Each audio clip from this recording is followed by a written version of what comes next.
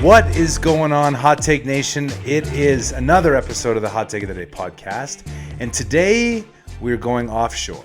It's not a place that a lot of people spend their time thinking really since, I want to say, probably even 2006-07 is about the last time personally I thought of offshore. I obviously follow it a lot. It's very interesting. I worked for Anadarko and Independence Hub and Marco Polo and everything. It was a huge deal. But offshore kind of got displaced by the shale revolution, and now as shale comes off, we're left with this incredible asset in the Gulf of Mexico. And today I get to be joined by Tim Duncan of Talos Energy. Tim, thanks so much for joining us and welcome to the show. How are you doing today? I'm doing great. Look, it's great to be here. I was going to tell you that I've watched the last couple of podcasts, having Art on there, having Alex on there, following those guys. You probably were hitting joint junior varsity potentially on your guest list as you bring me on. But in an attempt to tell you that we're all singing from the same hymnal here, I brought the hymnal, at least Alex's hymnal, and an original copy, 1957. I kind of collect rare books. It's just it's kind of a hobby of mine, but I thought you would dig it because I know you've talked about it and Alex talked about it. And, I'm going to miss the page, but I've got this kind of a signed 1957 Atlas Shrugged. And so, it's there's all sorts of things that have influenced a lot of our careers, but how we think independently. And even though you built your career onshore, I built my career offshore. I'm sure we have a lot in common, so I'm looking forward to this. Yeah, for sure. Well, let's start with Ayn Rand because I think it's becoming more and more topical. And for me, as weird as I was as an 18-year-old, the first major book I ever read was Atlas Shrugged. And a series of girlfriends early in my life, like before I even dated them, I was like, you have to read this book. How did that go? It taxed some of the relationships. I asked a girl in college out because I was an engineer. I asked her out by building a macro in Excel, and it was like, and that also wasn't very cool. So I moved past that as I progressed. But so I read Atlas Shrugged first, thought it was the greatest book ever, and then I read Fountainhead second. Yeah. I'm curious the order that you read the books in, and which of the two is your favorite. I think it's the exact order, right? Because Fountainhead obviously was a precursor to that, but nobody really starts there. I read this pretty early in my career, and I got into, kind of some of the authors that were writing industrial type pieces. And so Upton Sinclair, a lot of people have seen There Will Be Blood. If you've read the book Oil that's associated with that actually is a hell of a book because you think about the technologies and stuff. But I'm still fascinated. You had a girlfriend, think about Atlas Shrugged as opposed to maybe today where we just watch Yellowstone or something instead of trying to read Atlas Shrugged. It's 1,200 pages. It's a slug. But it makes you think about, what the role of capitalism, what does it mean to think about, defining an opportunity and seeing it through. And by the way, the technology they talk about in Atlas Shrugged is really so far ahead of its time. And so I just think, and then finally, this view of these tycoons just saying, throw it in the towel and going to hell with it. There's times where we're all kind of stressed out and we're beaten up.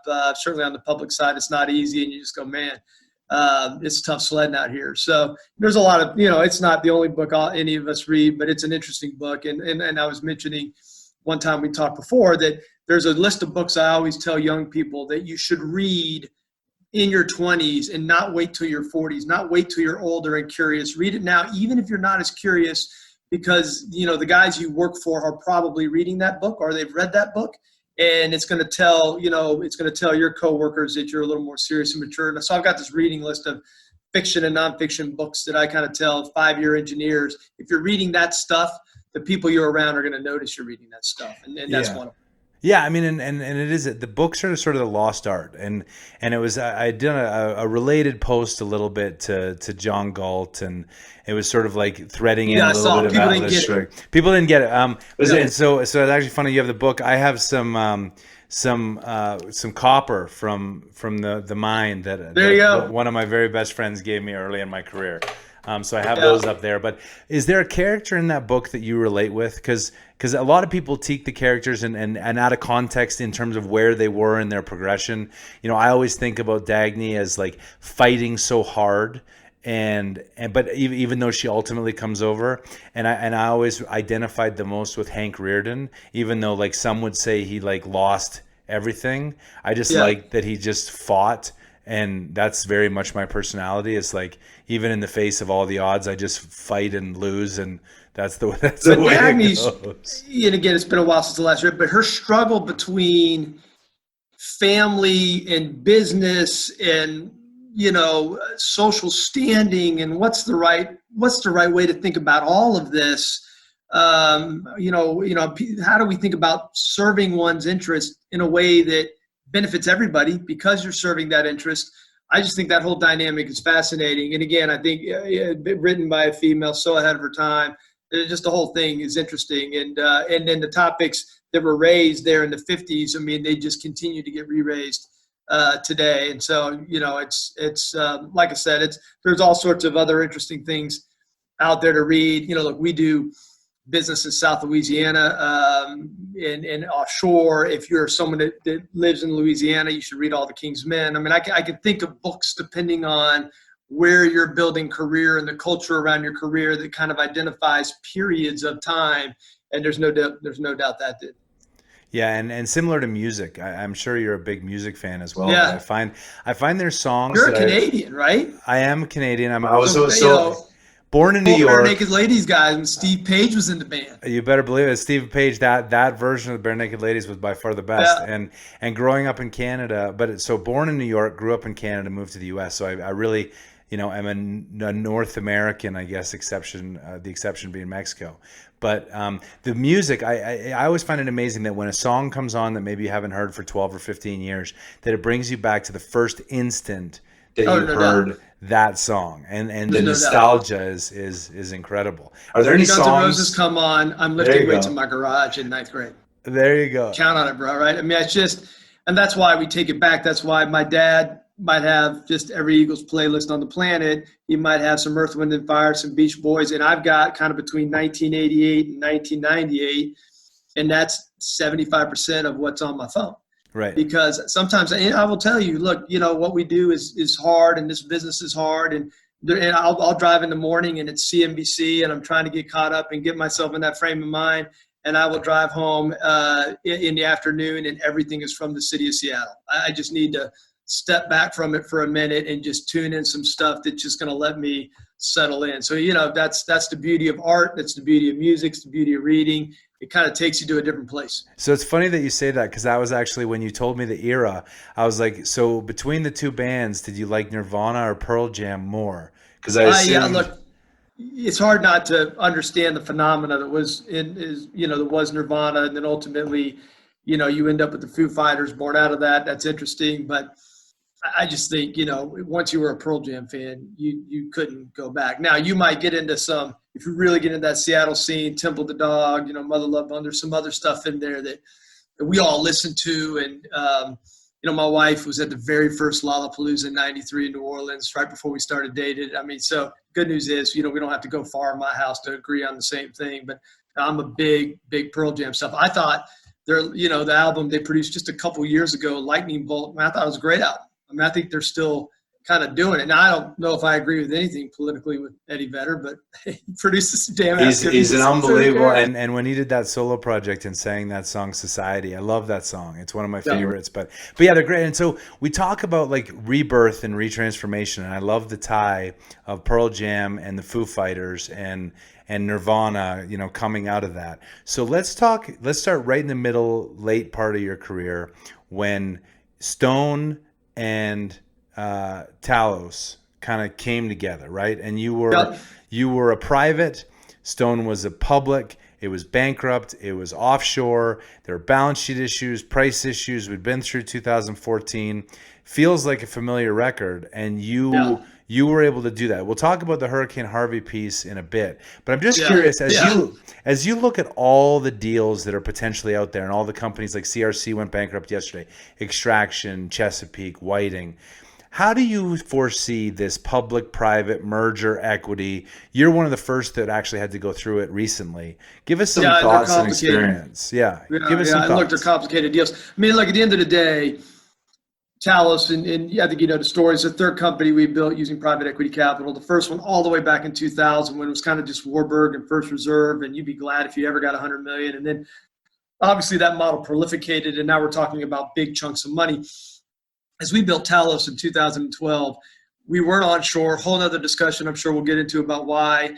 So we're offshore. We needed to be oily. It needed to be bigger. And one thing we couldn't rely on, and again, the offshore model isn't conducive to let's just bleed it out, dividend it out, because you got those asset obligations at the end of the life. So, you know, you don't know what's the right way to escrow those. Is it enough? So you can do that for a couple of years, but that's not really the exit model.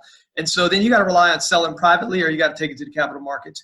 As all that money prolificated onshore, and as we got into 2014 and we saw the downturn, there's no way we were going to take it public. You kind of knew that.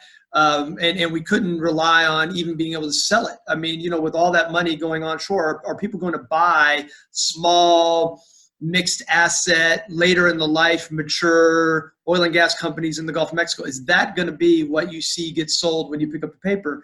So we had to think about how are we going to move and monetize our private equity owners into a process that allows them to eventually get out of this investment. So we had to think about getting to the capital markets when they're closed. Now, meanwhile, the world's falling apart in 15 and 16. You know it. You know, I know it. We were lucky enough to have a pretty good balance sheet. We're very sensitive about how we manage our RBLs. You know, we never have too much leverage. We're always well hedged. So we knew we had just made this discovery. We call it Tornado. It was on a producing lease. It was a subsea well. As you can imagine, we're drilling this with a expensive rig in February of 2016 at $28 oil. And we're drilling a 21,000 foot well. We got a live screen. And if that curve shifts to the right, we're going to make it. And if that thing shifts to the left and it's wet, we may not. And it shifted to the right. So we had a good asset set. We weren't overdrawn. We didn't breach any bank covenants. And we had a badass asset that was going to be online at 15,000 barrels a day in 6 months. So what did we do? I hit the road. And I hit the road and I started talking to a bunch of guys that were going to be in the fulcrum of a bunch of companies that weren't going to make it. And I just introduced ourselves. I said, hey, look, we're Talos. We're private. We got a good balance sheet. We got a new discovery. We're working with our banks. You may not know me, but you may know me in a year. And, you know, here is some of the things you have ownership in that you're in the credit. So I just want to introduce myself. So in case you hear from me later and you get wall crossed, you'll know who we are. And so we took an East Coast, West Coast trip. Met with a bunch of creditors that were either in our credit and in other offshore credits, or not in our credit, but in other offshore credits. And so when it looked like Stone was looking for a solution and they had sold their Marcellus assets, they had a clean fulcrum. They just were left with offshore assets. They were in an area offshore that we weren't in Mississippi Canyon. We were kind of central. They were eastern. So it was good diversity. And we were able to negotiate the deal. And when they walk across those credit guys, 2 of them were guys we met on that road show. So, you know, it all worked out. I mean, it's amazing. And I think people always ask about the value in networking, and they typically network too late. Or they go to an MBA and they're like, well, I'll meet all these people. And that was our experience in One Energy as well, was like, even going back to the start of my entrepreneurial journey in 2012, it was the headhunter that I had talked to when I sort of suspected I was going to be leaving what I wrote about in the book. And then I was introduced to a guy I'd worked with 13 years before at Canadian Hunter. We co-founded this sort of private equity startup, which is how I met my partner Leo, which is how I met my partner Brandon, which is how I met my partner Bob. And so it was all of that, and it took 7 years to fully play out. But if I hadn't been taking, and that's why I say I will take any meeting once. I'll go to coffee with all the random people, because you never know when that guy's going to be the Secretary of Energy in 25 years. And you were just kind.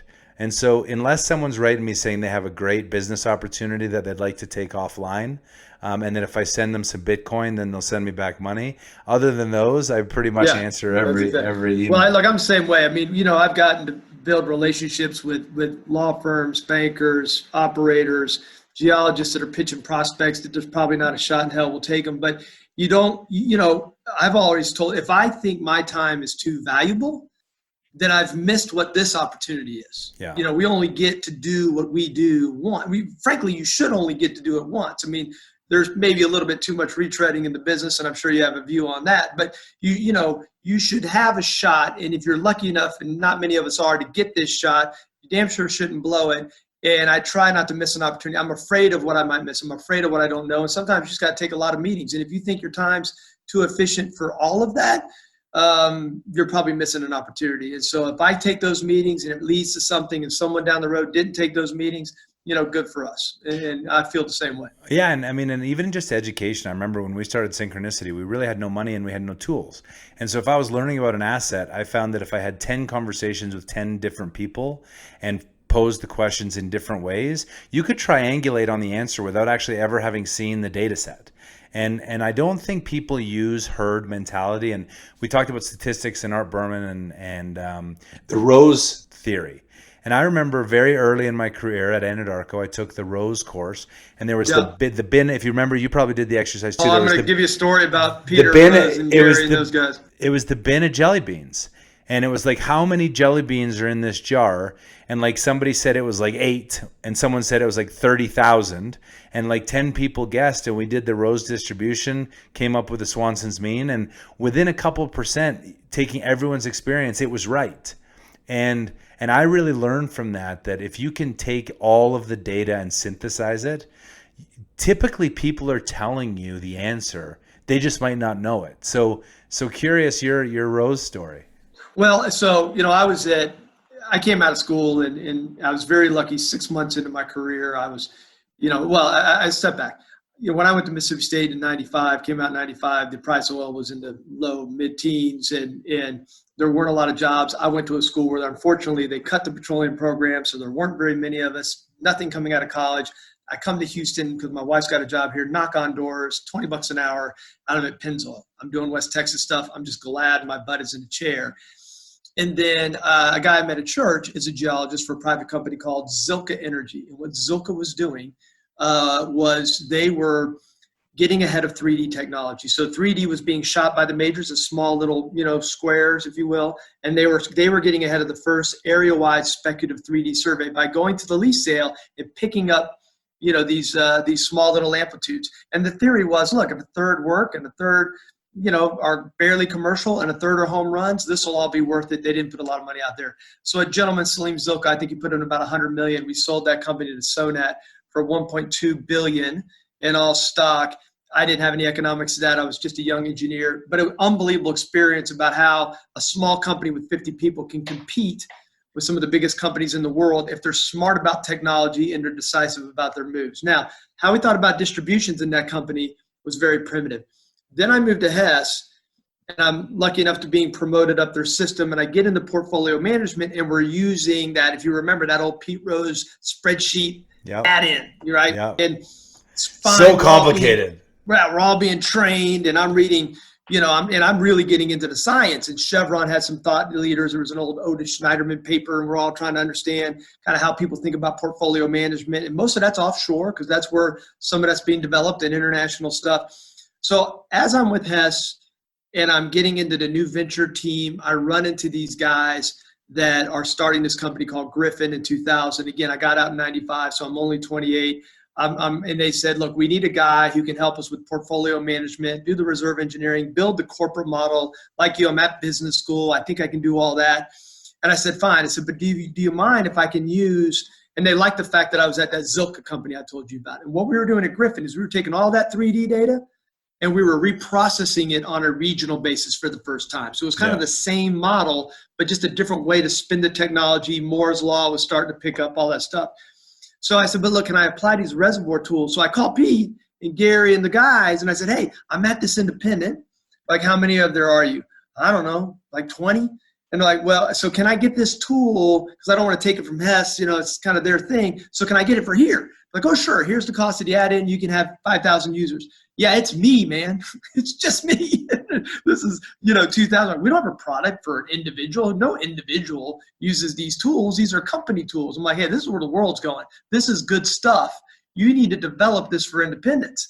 And, over time, they developed a product that you see today, which is a product that people can have a single user license on and stuff like that. But, I think, and I will tell you, bridging that to onshore, when onshore unconventional started to really pick up and it was, the Barnett, and then we got into Haynesville, I never had an issue with the idea of it. What I had an issue with is I'm a big believer, and I think it sounds like you are too, that everything geologically is log normally distributed. It's asymmetric. Absolutely. And the variability is wide and vast. And every now and then you're going to hit one you didn't expect, and that's great. And it's going to lift up all the dogs that you typically end up with. And that's how the distribution is going to go. What the variability of that log normal distributions of question, but there's no doubt about it. And the idea that there was a play being developed that didn't have that distributive quality, I couldn't wrap my head around. And so you knew that it had to. They may just not know that yet, but they'll find that out. Where it probably has its best distributions is a place to build a land organization that I don't know how to build, because we don't have to do that offshore. It's federal waters. So I just thought, look, at some point, the statistics for me being a second mover just aren't going to play out. I might as well stay here where I know what the distribution looks like. I know how to assess the risk, and we just let the technology on the seismic keep improving. Well, there's so many threads to follow up on, but I'm going to start with the one nugget that you said early in that, which was around, you were a young engineer, you were part of a company that turned, I believe it was 100 million into 1.2 billion with in the sale of the Sonnet, and you didn't have economics. And so obviously the world has changed, and we'll talk about how private equity has changed, but it's amazing that, over the last 6 years, I had the number of people that would come to me and they would say, I have this idea, I just want to raise money. How do I do it? But I want to own all the economics. And you're like, no. There's a reason you have to be part of another team first, because, and it's not like they're trying to have this hierarchy. It's just, there's so much you learn in that process of being around it, but not being accountable for it, or responsible for it, and just seeing it, that then allows you to have access. And clearly you learned a lot from that, because, you said you had 3 private equity startups that were private equity backed in the Gulf of Mexico. Right. And that's, as a business model, because private equity, as you again said, in 2000, very few. And it was a model that if you got 100 million, it was a miracle. And then it proliferated with the growth of the unconventional. And for you to have been able to get sequential financing from private capital in the Gulf of Mexico, which had no real exit, is really a tribute to the learnings you had and the credibility you built early in your career. Do you agree with that? Yeah, and look, I as you can imagine, so I leave the nest of Hess, and it was a great company. It was great to work for. They were taking exceptional care of me. But when you saw what I think I saw at 22, 23 years old, with this really what we'll call a family office type of private that sold to a public, but you saw how they did it and how they competed against the biggest companies in the world as a smaller company. You realize, man, this can happen. It's just that I'm not a billionaire, and so I don't know how what I experienced, I don't know how that'll ever happen again. So I'll go work for this bigger company. Then I ran into these guys who were raising this money in the Gulf. They were raising it in, again, this entity called Griffin. They were really looking for an operator partner. That's why we met them at Hess. They knew I was at Zilka, and they said, hey, have you thought about this? Would you ever try to do something again? And I thought, look, if I'm ever going to have the success I would hope to have in this career, I got to figure out how that capital works, because nobody's loaning me, 5 million, 10 million, 100 million. It's just not going to happen. Yeah. And so what do I need out of this? Obviously I'd like some economics. Now we're talking about our first private equity startup, but what I need is a voice. What I need is the ability to show this management team, who are all in their 50s, and I was 28, what I'm capable of. What I need is some exposure potentially to the private equity folks. And so there's a guy that was at Warburg Pincus for years and years. His first day on the job was to come down to the office, and we did a 2-week education on how the Gulf of Mexico works. And then he rose up to be, a big-time managing director at Warburg. And there's so many guys in private equity that will probably watch this and laugh, because they were on one of my accounts over the last 20 years, right? But you had to start somewhere. And it wasn't about economics. It was about learning. It was about exposure, knowing how the capital worked, and knowing what investor expectations look like, and doing that under a team. So if I stubbed my toe, it wasn't fatal, right? And so much of that is important. And so then we sold that. Obviously, was lucky enough to have economics. We sold that to Woodside in 2005. And then I co-founded my first one in 2006, built and sold that through the financial crisis associated with the banking crisis and the commodity crisis. We sold that in 2011. We started Talos in 2012. But when we go back to the first one, it was just about learning. It was just about attaching myself to something that I thought could be successful, and then marketing that success after that. Yeah. Guys that are. Go ahead. I was going to say, I liked your education angle, because, certainly with the hot take of the day, and as I look back on my career, teaching and education is part of being a good presenter. And Yeah. and that they, like, I think historically, because some of the more charismatic leaders have come out of these big entrepreneurial organizations they built. Steve Jobs comes to mind, Bill Gates, but in a different way, like in terms of charisma. But the charisma, I think, at least in our industry, was education.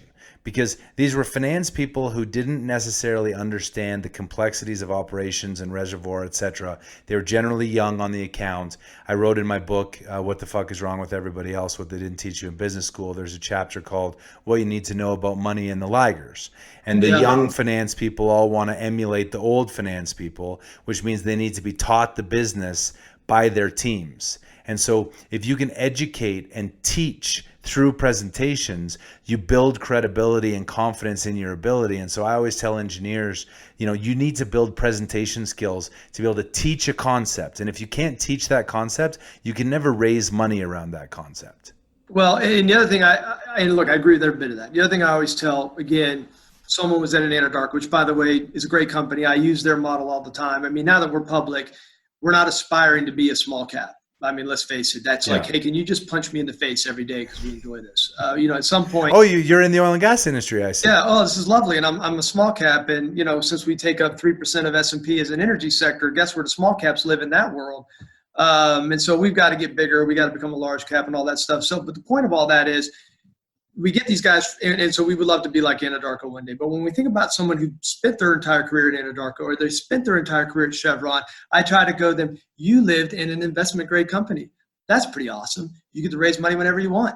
It's all unsecured. It's in you can have 5, 6, 8 tranches, whatever. You are about to enter into non-investment grade world. Do you know what that means? Just explaining how you're going to run your operations isn't enough. You have to go deeper. You have to understand more. Wherever you get that knowledge, figure out how to get it. And so I'm always interested to find out people aren't diving into understanding corporate finance and understanding, how the high yield market functions, how their indenture works. You have to be able to step into that role, even if you have an operations background, reservoir background, geological background, whatever that is, technically, which is great. I think you got to have it, and particularly what we do offshore. It's very hard, but you got to have the finance side. You're dealing with, whether that's on the private equity side or the public equity or the sophisticated credit market side. You just have to have that, and if not, you're going to get run over and not know you're being run over. And so, again, that's just something you learn that when you're managing capital in the 5th year of your career. You figure out pretty easy. This has got to become a permanent part of my life. Yeah. I remember when we were at Enerplus and we pitched the board, the first Bakken deal we did. It was, as I recall, we did it in 2 parts. It was like 125 million, and then we followed it up with our third acquisition within about a year. And this was 2010, so Bakken was getting going, but it still wasn't what it was. Yeah. And we got $450 million, so from the board, and the money like literally showed up in bags the next day, and then you close the deal, and there's no risk. And as you know, when you go into the private equity world, money doesn't show up in bags when a bunch of old men say, yeah, this makes sense. Obviously now there's a couple women and other people on boards because of ESG, but it's very different, and you have to learn it by being exposed. So let's talk private equity before we talk a little bit more about what's going on with Talos right now and consolidation. But how do you see, having seen private equity over the course of your career since 2000 and the evolution, is there a place for it now in the world? And what does that look like? And how does it tie with offshore and international, secondary recovery, all these things? How does that all come together in your opinion?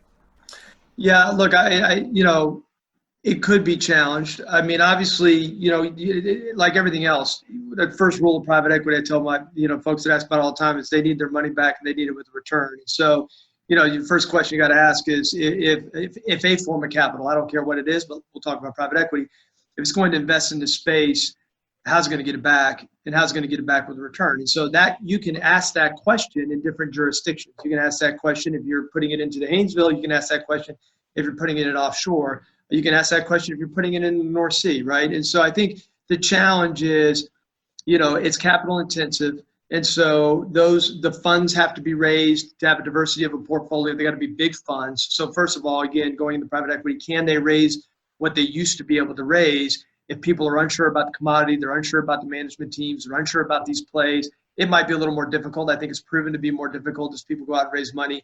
And then if they can raise it and they're thinking about where to deploy it, how do they answer those two questions? What do the deals look like? Are we going to make the returns we think we're going to make the returns? And by the way, realized returns only happen when they get realized. And so how long is that going to take? What form is that going to take?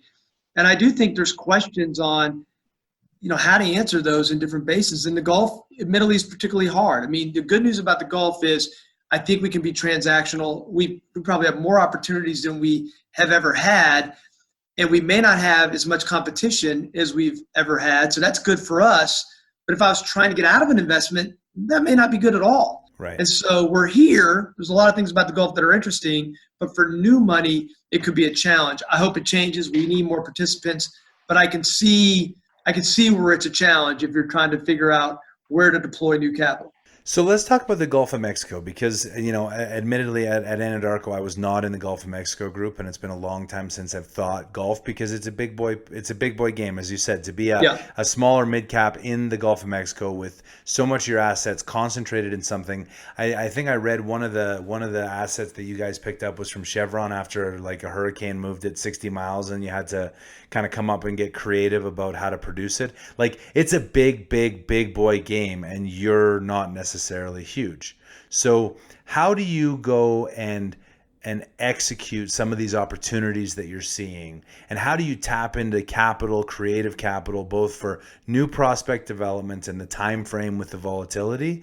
But then how do you even consolidate, like when BHP exited the Gulf, or if we see some of the majors sort of say, hey, we don't want to be in the Gulf anymore? How do you execute that given the capital environment and given the debt and given the volatility these days? Well, look, everything we just talked about culminates in kind of where we are today, right? I mean, we didn't step out into deep water. I mean, when we first started, where did we start? We started in 5-10 feet of water. We started in Chaffalay Bay in St. Mary Parish. And the model was, we think we can take seismic that's being shot, and we don't necessarily need, the very next thing. So here's a fun fact about us. And if people study us, they know we like to drill wells and we're explorers. 20 years, we've never shot seismic.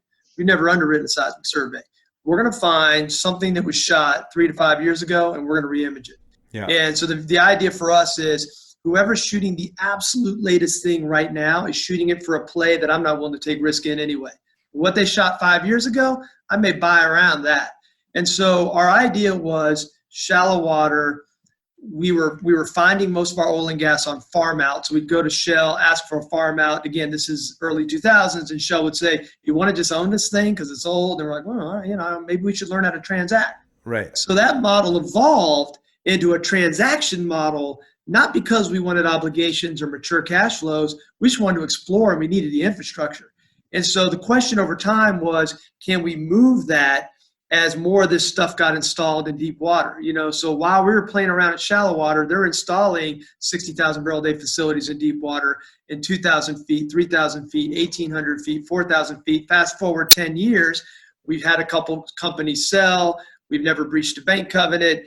We've made a lot of people a lot of money. We slowly move our model into deep water. The oil gas parity split now that we get into 2010, 11, 12. And so it took a lot of years to hone our craft on reprocessing seismic, transacting with companies who don't know who we are, moving that into deep water, and then replicating that midlife transaction. We're going to engineer that. We're going to do everything we can to push off those obligations, but that's a means to an end to explore. So I'm not building $1 billion facility. Yeah. So that's kind of the model that we didn't. There's a couple ways people have thought about the Gulf. And again, even if you weren't in it, you saw it, in your career. We just like to explore. We just want to go elephant hunt. Look, small companies can do that. They might do it on a non-op basis. They own 12% of something, 20% of something. But if you got to wait 7 years for it to come online, you better hope you're on the right side of the cost of goods environment and the commodity environment. All right, well, the other model is I think I can just buy stuff and engineer the hell out of it. Not to suggest you can't. That can work. But at some point, if you're not drilling and putting flush volumes that our rock properties allow you to have, you're an obligations manager. So we've just tried to marry that into doing M&A for the purposes of kind of being able to affect better drilling economics by owning the stuff. Well, I think that the Gulf of Mexico sets up two key things because of how costly it is to be out there that onshore never really got to. And so the first one is the tieback, where Yeah. you have an existing platform that you're just going to continue. And instead of just growing unrelentingly, you're going to wait till one field kind of comes off. You're going to tie back and you're going to backfill the volumes. And onshore, A, we never did that. We always wanted to grow at this massive pace. But B, we'd build these $800,000-$900,000 facilities for single Yeah, it's wells. easy. It's 30 yards away from your wellhead. And you're like, but why are you not like then taking the next well and tying to that facility? Yeah, Because fair. it starts at 1,000 barrels a day, declines to 100 in a year. So then bring it in, and our efficiency was very low. Gulf of Mexico players really pioneered that efficiency and the tieback concept. Do you see a lot? Is there a limit to how far you can tie back? And are you going to have to start building new facilities in the Gulf because everything's done, or is there enough capacity that you can really do that? So a couple things on that. So yeah, first, one thing about the Gulf is, at some point you knew you had a small footprint. And so it's almost like, we hate to say it. We're not saying what we do is harder than what our good friends at NASA do, but, producing a deep water barrel is pretty damn hard. And you know what your limits are, and you do everything you can to stay within those limits.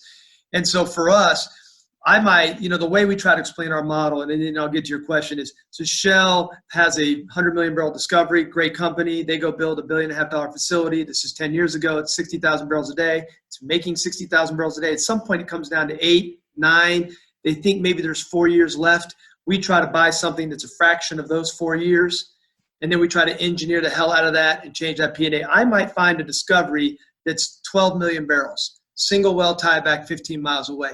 That's probably not interesting to Shell. We get it. But if I own that facility, that's pretty interesting to me. And even if I don't own it, I might run somebody else's volumes through it and take that production handling agreement. Yeah. So our business model is buy something that by itself is good economics and then really prop it up in this radius that I ran. Now, the question you have is, well, what's the radius? Look, it depends on the product. If it's gassier, the weight of the fluid, gassier, a little longer, oilier, a little different. How we think about, pipe in pipe on some of these tiebacks, how we think about chemical injections and where to use and how to use those chemicals. All that's evolving. I think, we have an oil well that's in deeper water tied back 30 miles to a shallow water facility. At the time, it was one of the longest ever. And now I think they've done a little better than that. Again, a lot of it really comes down to old PVT, class we had in petroleum engineering and what are those qualities.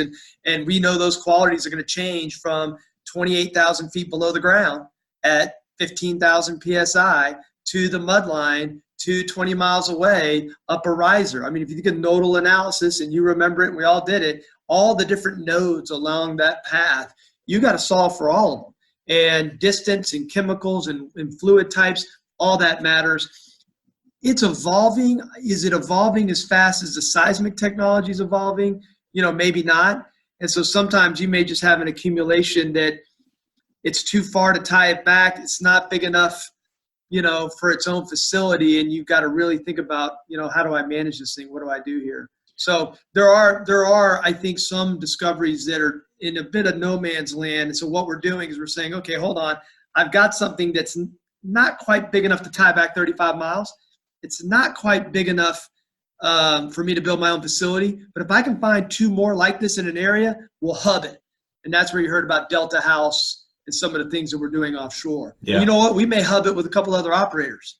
And so there's different ways I think we can be creative on that. And again, I just think when you, and I hope listeners are hearing this too, when you talk to you, and this is no disrespect to the onshore people, I'm an onshore person too, but onshore is just easier.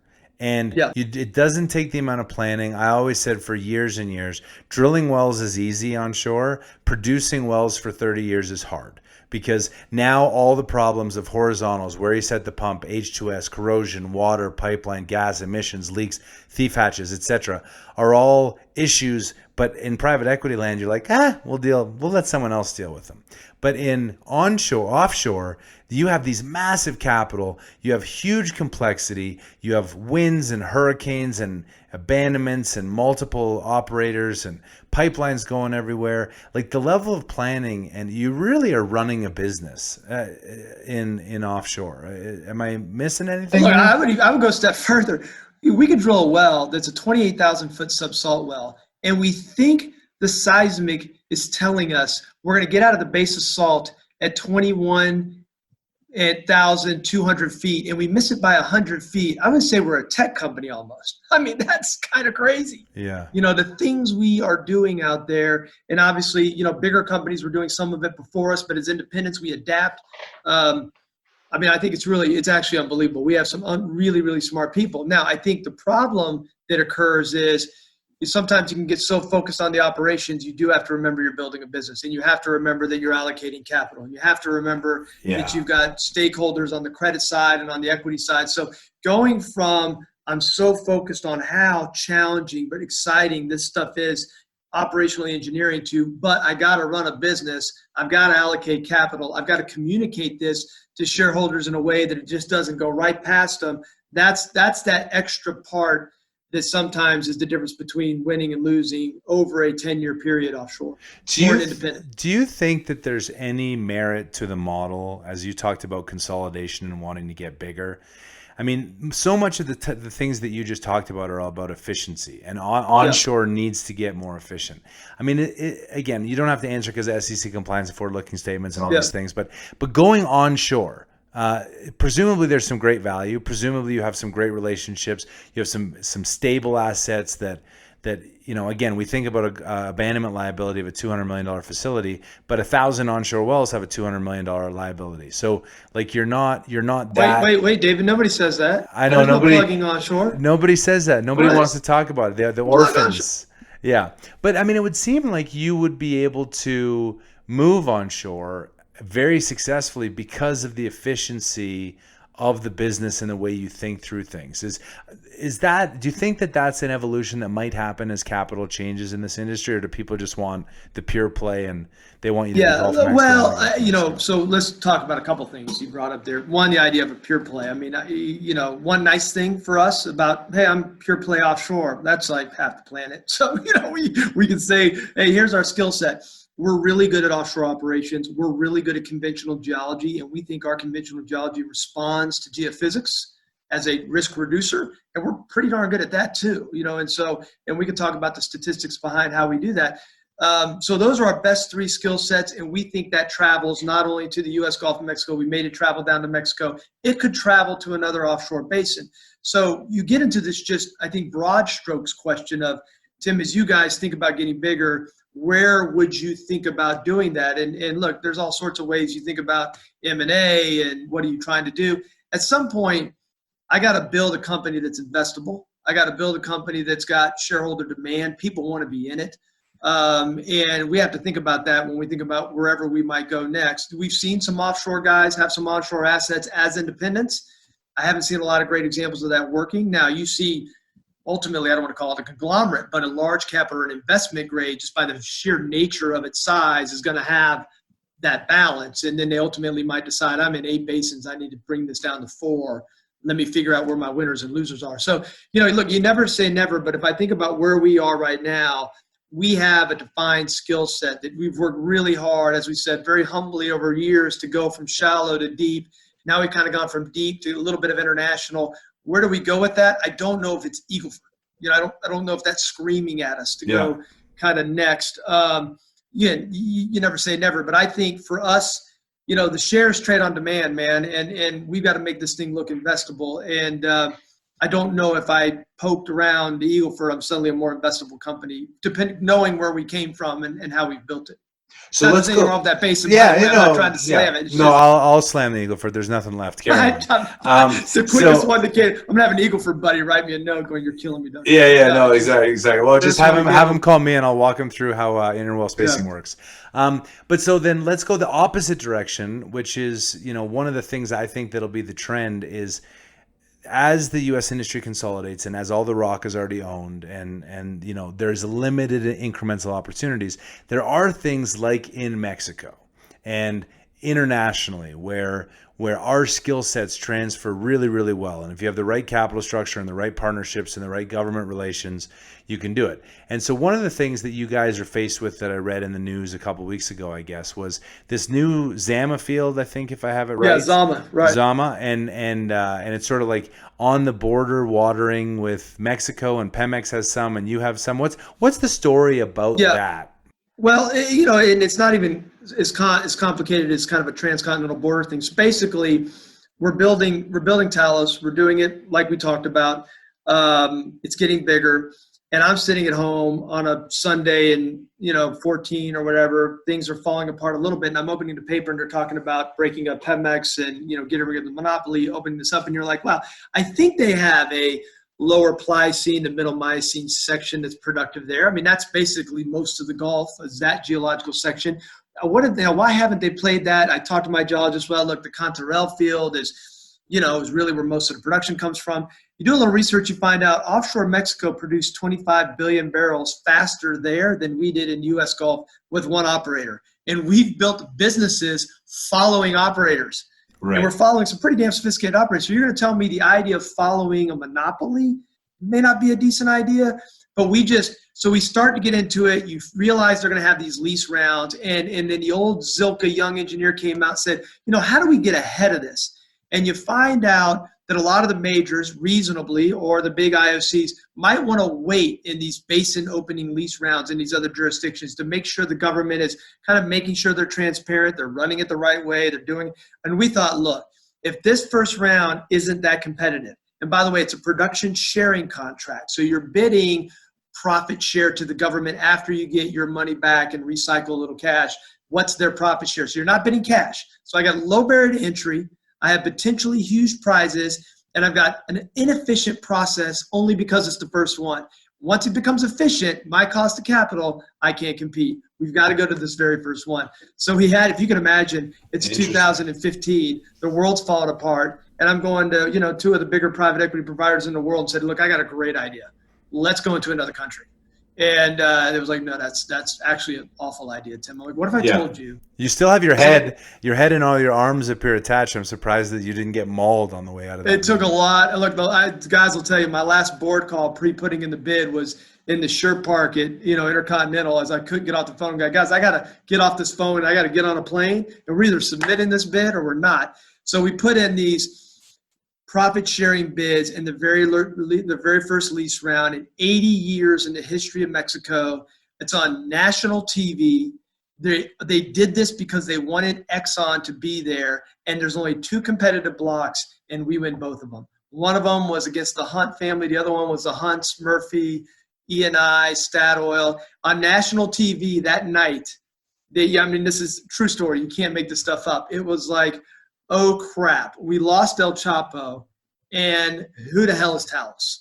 We just had constitutional reform for these knuckleheads. Now, fast forward, about a third lease sale, everybody was there. Now Shell has more acreage in offshore Mexico than the U.S. Gulf of Mexico. That's how big of a play it is. But we found something there that when we drilled it, huge three-way closure, good flat spot. The geophysics works. You'll like this. We took an old PMEX data set, reprocessed it, drilled the well, and we found what Netherland Sewell has determined to be between 700 and 1 billion barrels recoverable. The problem is it's not on all our lease. So part of it, kind of goes off into the lease next door. That lease next door, so shallow water, clearly in Mexico, so this isn't up in deep water, but part of that lease is on the Pemex side. So that jurisdiction, no different than Oklahoma, no different than other jurisdictions, Texas, not so much Texas, Louisiana, offshore, they want to see those things get unitized. That's fine, no big deal. So we're in the middle of the first unitization discussion, negotiation in the history of the country. Wow. Now, if this was Shell and BP, no big, we've done it, right? We've all done this more than any of us can care to talk about. Yeah. No one's ever done this down in Mexico before. So we're in the first unitization where we're trying to pull them into our unit. And again, we'll work it out. It's never been done. So there's a delicate nature of how you go through this, two cultures. What do we mean by sharing arrangements? What do we mean by redeterminations? What are these things that we're used to doing all the time? How do we do those down there? And so I would tell you intellectually, it's a hell of a challenge for me. Is it frustrating during COVID, sure, but we've got to be patient and try to work through it. Well, it's kind of interesting as well because Pemex, in independently, and this is where the national oil companies, and we talk about OPEC's role, and we talk about Saudi Aramco versus Saudi Arabia. Yeah. But like Pemex is kind of the vehicle that also owns the other lease through the profit share, and so there's like a whole bunch of internal politics, even just making the negotiation, which I think is both advantageous when you have a company like Saudi Aramco working in Saudi Arabia that owns all the resources, whereas in the U.S. you're all sharing and following and competing and driving down rates of return, and yet in Mexico, as it opens up, you have this really complex government relationship. That's right. So there's places that are committed to the private-public partnership, and they're going to figure out how to make that work, and they've figured out for years. And yes, it's the same type of contract. You got to do, hey, if you're going to come in here, here's the rules of the game. Here, what we had is absolutely a democracy. They change out presidents every 6 years. One administration got this done. The new administration doesn't know if they believe in it. In the meantime, there's no doubt we're finding new resources. There's no doubt that's a benefit for everybody down there.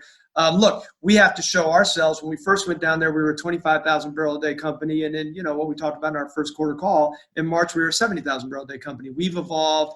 We try to show them, look, our leverage stats like 1.3. We're as healthy of a young company as you could want to be here. We're ready, willing, and able to perform. We've already appraised this entire discovery, but we get it. It's just kind of like, what are you doing here? And so, the cadence of our negotiations has to be respectful. Everything's a challenge when you're not a big investment grade international powerhouse. We're the other guys, man. I mean, they make movies about this stuff. So we got to do it in a way that everyone gets confident that we can perform. And then we've got to overcome a little bit of the history, and we're going to try everything we can to do it. I can tell you damn sure it ain't in my stock, so no one's losing out when you're trading at PDP value at the strip or proved developed at the strip. But it's a project that I got to tell you, you hope to have one of these in your career. I mean, if you can have one of these in your career, you can raise your hand and say, man, that was awesome. What we want to try to do is monetize that value in a way that all of our shareholders benefit. Well, and I really like the approach just overall in terms of like, you're not going to drill a prospect off the brand new seismic that's the brand new technology. You're going to wait 5 years, and you're not going to build the $1.5 billion facility. You're going to rework it. You're going to rework fields. You're going to rework concepts. You're going to let others bleed while you kind of come in and figure out the profit. And I think as our industry evolves, too often people were on the bleeding edge and growth, debt, and really outran their skis. And then here we are. And so it sounds like from a business approach and all of the background you had with private equity and your start and working through the majors and then coming in and doing this from a part of the team to co-founding to being where you are today and running a public company. I mean, it's really cool. So if you were to go back to your young 25-year-old self and give your young 25-year-old self some advice that would maybe help or expedite or just meaningfully change where you are today for the better, what would you say?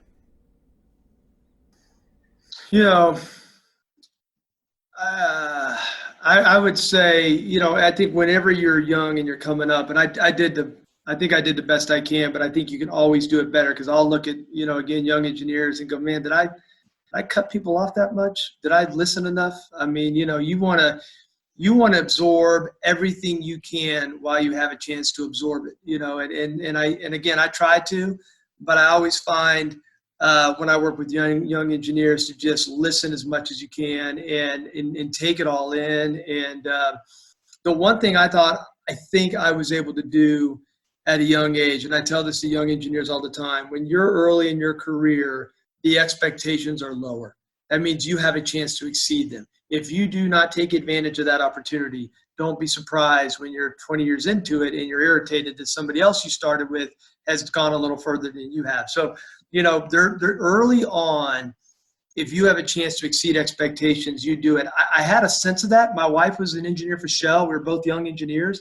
And I remember we came home one day and I asked, I talked to her. I said, do you notice, some guys just are ready to get out of there at 4:15? And she goes, yeah. And look, we had 2 kids by the time we were 25. So think about that for a minute. And we just said, look, we want to get after this. I'll handle daycare in the mornings. You handle it in the afternoon. Let's support one another and let's go. And And so, look, I'm proud of most of my steps along the way. I think I could have always listened a little more.